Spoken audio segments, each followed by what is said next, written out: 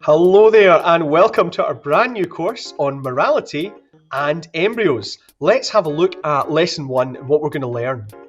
Well, our learning intention today is to understand morality and embryos, these two different things. I want you to be able to say what morality is.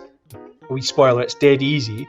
I also want you to be able to say what an embryo is. And again, I think it's really easy, and I'm sure you'd agree as well when we start learning. All right, so what's morality and what are embryos? Let's have a look. Regarding morality, it's dead simple. It's really easy. And whenever I ask you in class, what's morality, you can give me this really simple answer, right? Morality just means good and evil. There you go. That's it. All right. When we talk about good and evil, we're talking about morality. Okay. Morality is just talking about good and evil, or right and wrong, doing the right thing or doing the wrong thing. For example, what do some people say is a good thing?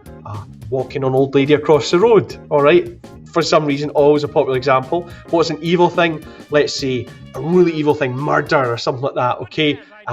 There. When we're talking about them being good and evil, we're talking about morality. Okay, so what's morality? Good and evil, right and wrong. Simple as that. Okay, let's move on and learn about these things called embryos.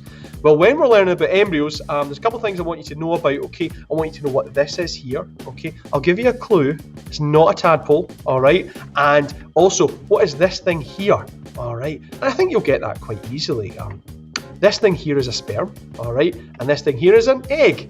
And I know you'll have learnt about that in other lessons. It's not an egg like a chicken egg, it's an egg like an animal's egg, perhaps like a human's egg, a sperm and an egg. Well, what's an embryo?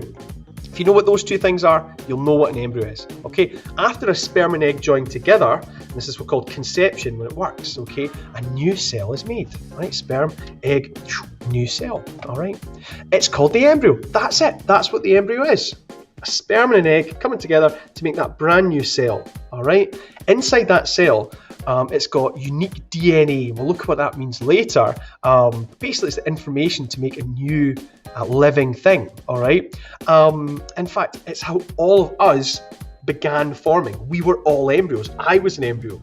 You were an embryo. Everyone that you see was an embryo, all right? It's the start of a life, start of human life, sperm and egg coming together, and that makes this little thing called an embryo, which will grow into a human if it's in the right place. So they have stem cells that also can change into any cell. We're looking at morality, okay, good and evil. We're looking at embryos, okay, so sperm and egg come together, all right, that little cell. We're going to put them together and say there's something quite amazing about embryos. Embryos have these cells inside called stem cells that can change into any cell in the human body. Skin cell, bone cells, brain cells, heart cells, the whole lot, all right? And that's going to become really important the more we look at embryos. So I've got a little video on the top of the website that you should definitely have a look at of an embryo forming from the beginning to starting to grow. But why do some people think that it's morally good to use embryos in science? Okay, some scientists like to do experiments on embryos. Right? It can potentially improve health or even save lives. So they say it's morally good to use embryos for science. All right. The special cells in the embryos might help cure diabetes and paralysis. Okay, diabetes is a problem with regulating blood sugar. Paralysis is when you can't move your body, maybe your whole body or part of it. Okay, stem cells might be able to cure these illnesses. This is really good, okay? But if that's true, why would some people think it's bad to use embryos for science? Well, scientists have to destroy the embryos that they use, right? Scientists can grow embryos. They can't grow embryos inside mummies' tummies, right? After experimenting on them or using them. So if they use them for medicine or experiments, they have to destroy them. They destroy them in this thing here called an autoclave, which is an oven.